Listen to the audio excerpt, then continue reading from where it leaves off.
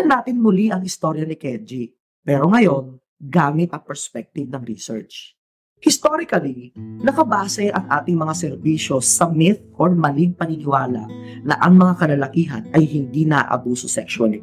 Magkos, sila ang nabibiktima sa mga kababaihan. Ito ay napakalaking kamalian. Ito ay hindi totoo at walang katotohanan. Ang pagtama sa ganitong maling paniniwala ay nararapat na simulan na upang mabigyan ng tamang proteksyon at serbisyo ang mga kabataang lalaki na naabuso sexually. Kailangan nating maging gender-sensitive, affirmative at responsive sa pagtulong sa lahat ng taong nakakaranas ng pang-abusong sexual, mapalalaki, babae o LGBT pa man sila.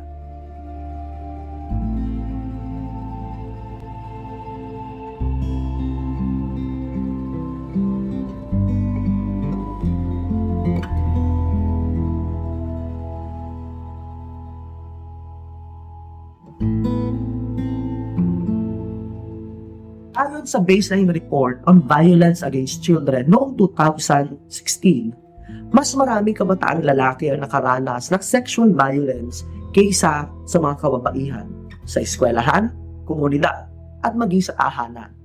82% sa mga kalalakihan at 78% sa mga kababaihan. Sa mga bilang na ito, ang rate ng psychological violence against boys ay 65% at 60% naman sa mga girls. Upang mas lubos ng unawaan kung paano na ang mga social norms natin patungkol sa sex at gender ay nakakaapekto sa mga serbisyong ibinibigay natin sa mga boys na nakakaranas ng sexual violence, ating alamin ang mga naging resulta ng pag-aaral na isinagawa ng Family for Every Child Foundation sa 4 na mga bansa. Number 1, boys have more freedom and fewer restrictions than girls but can be less protected as a result. Mas binibigyan natin ng lalya ang mga kabataang lalaki kaysa sa mga kabataang babae. Nakakagala sila at hindi masyadong inuhusisa. Mas nakakakilos sila ng hindi masyadong tinatanong. At mas nakakagawa sila ng mga bagay na nais nila nang hindi sila pinipigilan. Ito ay maaaring nangangahulugan din na sila ang dapat lamang tumulong sa kanilang mga sarili. Kaya ang nangyari ay nagkukulang tayo bilang isang lipunan ng pagpuprotekta sa kanila bilang mga kabataang lalaki. Ito ay marahil sa paniniwalang mas likas na malakas ang mga pangangatawan ng mga kalalakihan kaysa kababaihan. Gaya ng sinabi ng isang kabataang lalaki sa pag-aaral na ito, kadalasan ay walang masyadong pakialam sa amin ng aming mga magulang dahil lalaki naman kami at walang mawawala sa amin kasi hindi naman kami marerape at mabubuntis gaya ng mga babae. Ang ganitong maling pag-iisip, malamang ang ating makikita sa naging karanasan ni Kenji sa ating kwento. Number 2, the real man myth. Ang tunay na lalaki ay malakas at matapang at ang tanging emosyon na dapat ipahayag ay physical violence lamang. Ang ganitong maling uri ng paniniwala ukol sa kung ano nga ba talaga ang tunay na lalaki ay nag-uudyok upang maging mas vulnerable ang ating mga boys. Dito sa atin sa Pilipinas, ito ay nangangahulugan na mas napapalo ang mga batang lalaki kaysa babae bilang isang paraan ng pagdidisiplina. Ang sinasabing lakas at tapang na meron dapat sila ang mismong naging mitsa upang sila ay masaktan at mas manghina. Pangatlo, ang pagiging lalaki ay nangangahulugan na dapat ikaw ay family protector at provider. Sa mga pag-aaral sa 4 na bansa, lumabas na may 2 pangunahing tungkulin ang mga lalaki. Una, ang maging tagapagtanggol ng mga kababaihan at pangalawa, ang maging tagapagtaguyod ng kanilang mga pamilya. Kahit ang dalawang ito ay may magandang dulot sa mga kalalakihan, ito din ay nagbibigay ng pressure sa kanila na dapat ay fit sila sa ganitong kaistriktong imahe ng pagiging isang lalaki. Napakaraming expectations ang nakaatang sa kanila. Maging isang breadwinner, maging malakas, at hindi nagpapakita ng kahinaan. At ang pagpapahayag ng emosyon ay isang kahinaan. Ang pagiging isang biktima ng pang-abusong sexual ay nagdudulot sa mga kalalakihan na makaramdam ng kahinaan dahil sa takot na sila ay tawaging homosexual at pag-isipang sila ay homosexual. Sa ating istorya, ito ay na-imbibe ni Kenji. Pinapakita niya na siya ay malakas, sporty, at very masculine. Marahil sa kanyang kaisipan, kapag nalaman kaagad ng mga taong ginawa sa kanya ni Mang Vedasto, siya ang sisisihin dahil hindi niya nagawang ipagtanggol ang kanyang sarili o pag-isipan siya na siya ay isang homosexual. Maging ito man ay totoo o hindi, walang sapat na basehan upang isipang may masama sa mga homosexual o pagiging homosexual. Pang-apat, karamihan sa mga kabataang lalaki ay kadalasang natututunan ang konsepto ng masculinity at sexuality mula sa kanilang mga kaibigan, mass and social media at internet, na kung saan ang heterosexuality o ang pagiging straight ay ang normal at nararapat.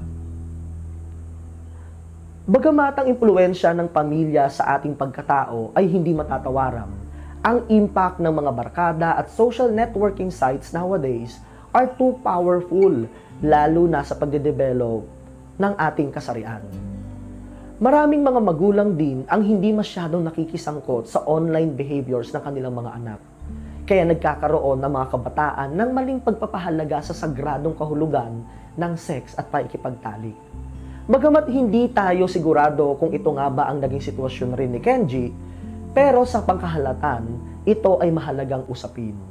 Ang COVID-19 pandemic na hanggang ngayon ay atin pa rin nararanasan, ay pinalala ang bagay na ito ng husto, lalo na dito sa ating bansa. Ang Pilipinas ay isa sa pinakamalaking source ng online sexual materials, lalo na sa child pornography. Sa kabilang banda, isa pang tradisyon sa pagpapalaki ng anak ay ang pagiging busy sa trabaho at emotionally distant ng mga tatay sa kanilang mga anak, lalo na kung ito ay lalaki.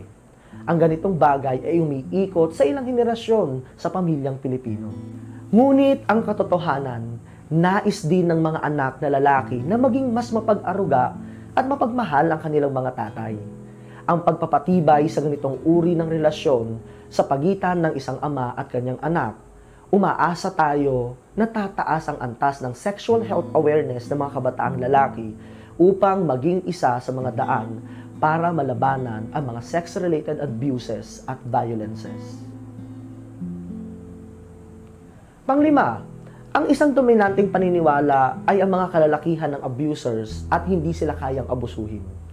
Ang ganitong maling paniniwala na ang mga batang lalaki ay dapat lumaking malakas, independent at matapang ay nagbibigay senyales na sila lamang ang dapat tumulong sa kanilang mga sarili sa oras ng pangangailangan. Kaya kapag sila ay nalagay sa alanganin, nahihiya silang humingi ng tulong. Ito ang naging malaking problema ni Kenji sa simula. Ito ay dahil sa mga societal pressures na nilalaan natin sa kanila, na sila ay hindi isang tunay na lalaki kapag sila ay naabuso sexually ng kapwa nila lalaki. Dagdag pa dito ang paglilihim sa ganitong uri ng karanasan sa mga kalalakihan. Ang ganitong gawi at pag-iisip patungkol sa sexual violence on boys ay mas nagpapasidhi pa sa mga kanilang karanasan at mas nagdudulot ng trauma, bukod pa sa mas nagiging vulnerable sila sa mas marami pang pang-aabuso.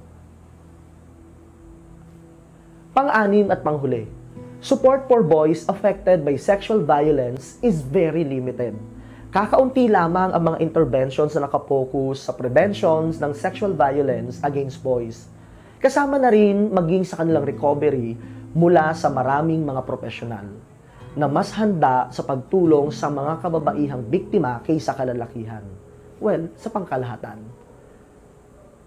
Ang kamalayan ng publiko hinggil sa sexual violence against boys ay masyadong minimal at limited.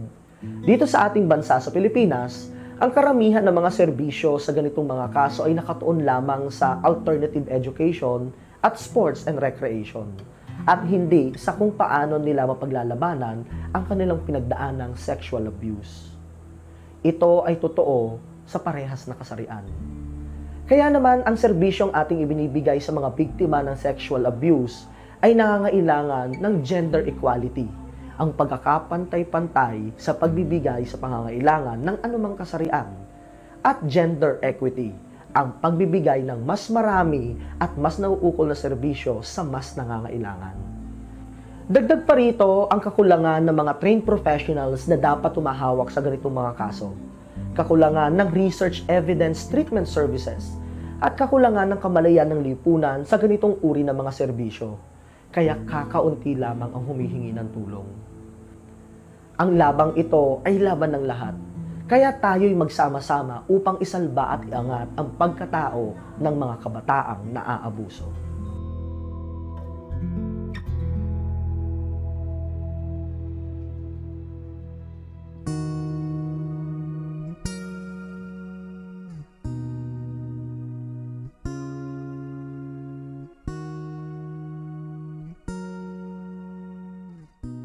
Hello po, ako po si Alet at ipepresent po namin sa inyo ang 4 touching rules for personal safety o ang patakarang pamproteksyon laban sa pang-aabusong sexual.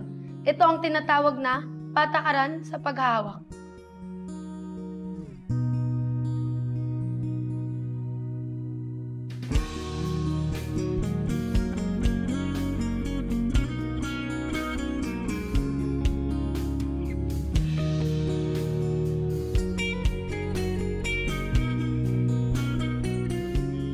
Ako naman po si Mel at ito naman po ang rule number 1. Hindi kailanman tama na hawakan, tignan at pag-usapan ang maselang bahagi ng iyong katawan, maliban na lamang kung ito ay para sa kalinisan at kalusugan mo.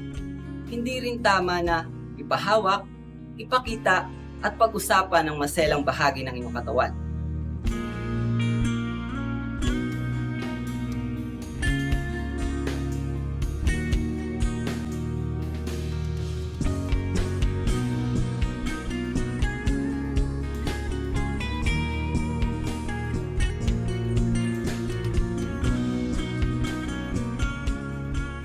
At ako naman po si Jobet at ito ang rule number 2. Hindi masamang magsabi ng wag o ayaw ko kung ikaw ay gusto hawakan sa iyong maselang bahagi ng katawan.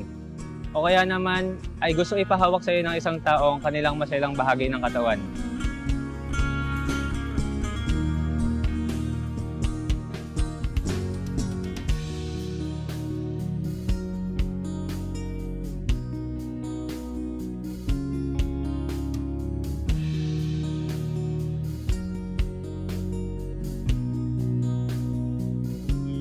Hello everyone! This is Jinky and this is the rule number 3. Anumang oras na nakakaramdam ka ng hindi ligtas na pagkahawak, sabihin agad ng wag at ayoko.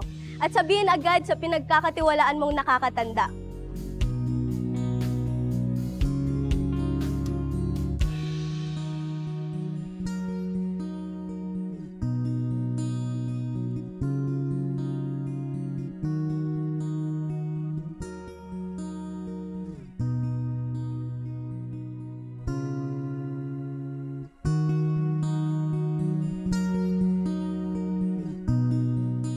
Hello po! Si Hazel naman po ito. At ang sabi sa rule number 4, huwag magtago ng sikreto tungkol sa hindi ligtas sa paghawak sa iyo. Sabihin mo ito sa isang trusted person or isang trusted adult.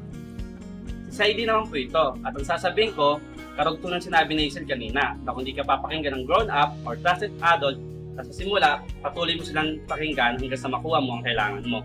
And it's my turn. Ako naman po si Jace. Ipaalala po natin sa mga anak natin na hindi po nila kasalanan na kung may isang tao na gustong sirain o ilabag ang patakaran sa paghawak.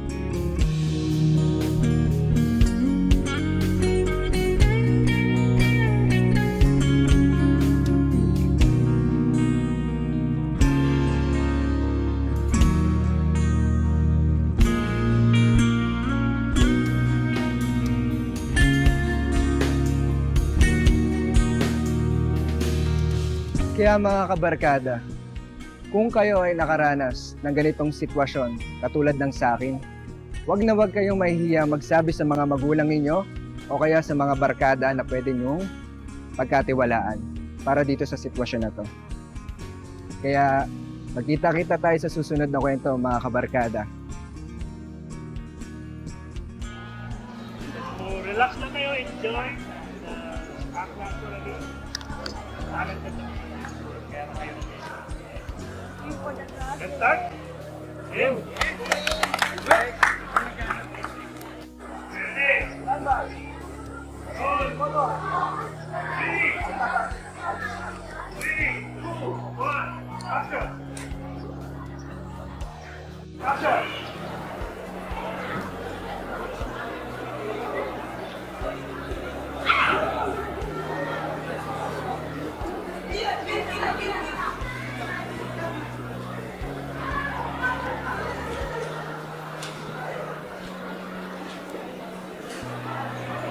Ready? 3, 2, 1, action! Kasi mo nakikinig, di ba? Ay, sir! Gusto po kayo? Ito, mabuti pa naman.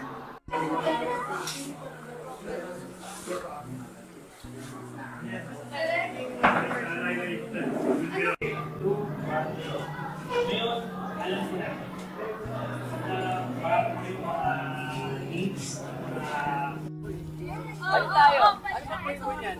Para wala namang malay. Ayan, tayo. Ayan, o. Malata kayo, ah. Magpapagod kayo, ah. Sabihin lang guys, sa pinagkakamiwalaan mo nakakalaga.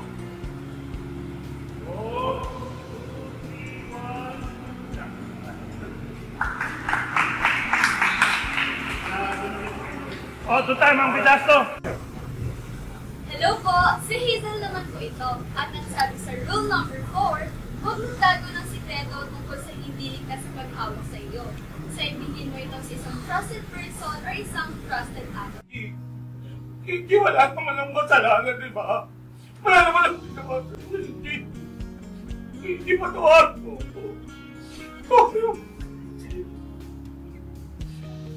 Salita ka, mahihilig ka. Kenji, sorry. Wala naman talaga akong ginawa, di ba? Kenji, wala naman akong ginawa eh. Sorry na. Kenji, patawarin mo ako. Starting to break down. Kenji. Kamay.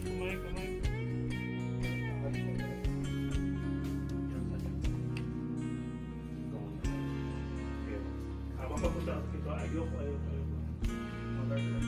Okay? 3, 2, 1. Ayoko! Ano ginawa mo? Bakit mo kinuwaan doon? Di ba sabi ko wag? Wag! Hindi na ako babalik dito! Sasabihin ko kay tatay kung ano nangyayari dito! Magsusumbong ka? Oo, bakit? Magsusumbong ka.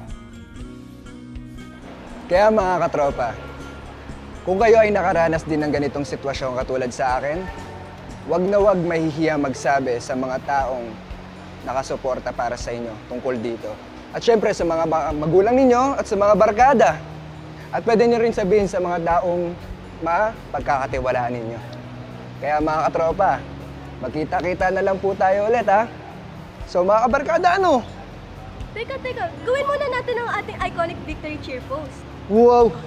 Ready na ba kayo? Siyempre. Sige! Game! 3, 2, 1. This is our barkada. This is our people. We are